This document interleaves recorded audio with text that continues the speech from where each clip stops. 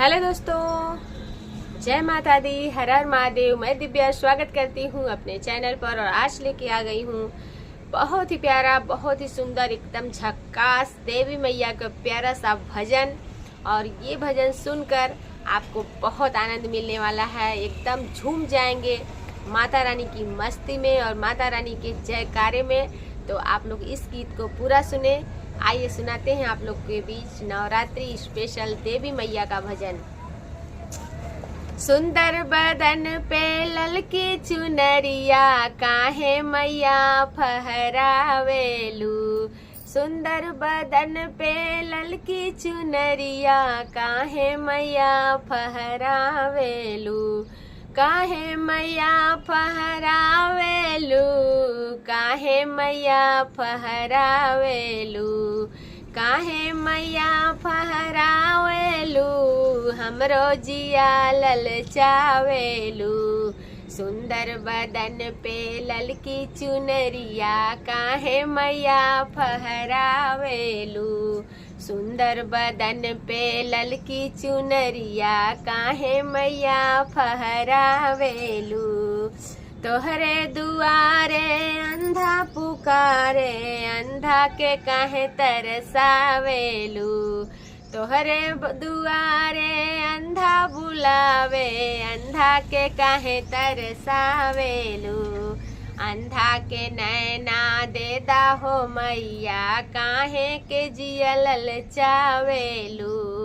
अंधा के नैना देदा ये मैया, काहे जिया ललचावेलू।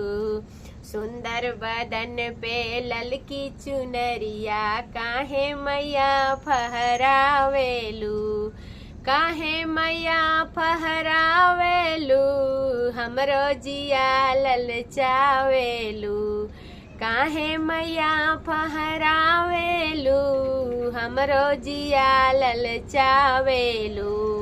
सुंदर बदन पे ललकी चुनरिया, काहे मैया फहरावेलू।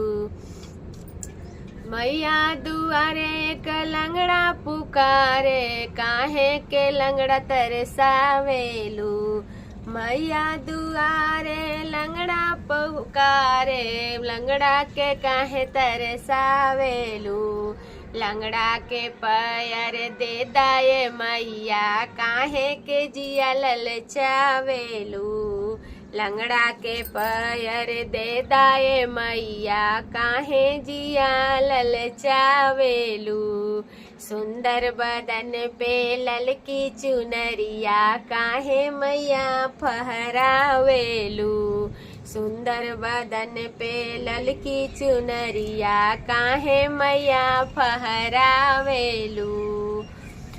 काहे मैया फहरावेलू, हमरो जिया ललचावेलू। काहे मैया फहरावेलू, हमरो जिया ललचावेलू। सुंदर बदन पे ललकी चुनरिया, काहे मैया फहरावेलू। तोहरे दुआरे बाझिन पुकारे, काहे के मन ललचावेलू। तोहरे दुआरे बाझिन पुकारे, काहे के मन ललचावेलू। बाझिन के बालक दे दाए मैया, काहे जिया ललचावेलू। बाझिन के बालक दे दाए मैया, काहे जिया ललचावेलू। काहे जिया ललचावेलू, काहे जिया ललचावेलू। ललकी चुनरिया सुंदर लहराता, काहे जिया ललचावेलू।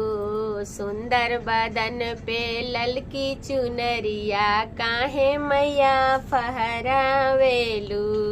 सुंदर बदन पे ललकी चुनरिया, काहे मैया फहरावेलू। तोहरे दुआरे कोढ़िया पुकारे, काया तू दे दाए मैया, काया दे के खुश तू कैदा काहे के जिया ललचावेलू। काया तू दे के खुश तू कैदा काहे के जिया ललचावेलू। सुंदर बदन पे ललकी चुनरिया काहे मैया फहरावेलू। सुंदर बदन पे ललकी चुनरिया काहे जिया ललचावेलू। काहे जिया ललचावेलू काहे चुनर फहरावेलू। गोरी बदन पे ललकी चुनरिया काहे मैया फहरावेलू। गोरी बदन पे ललकी चुनरिया काहे मैया फहरावेलू। तो दोस्तों, आप लोग को ये गीत कैसा लगा कमेंट में जरूर बताइएगा और जय माता दी जरूर लिखिएगा। गीत को पूरा सुनिएगा। अगर गीत पसंद आता है तो मेरे चैनल को सपोर्ट जरूर कीजिएगा। धन्यवाद आप सभी लोगों को।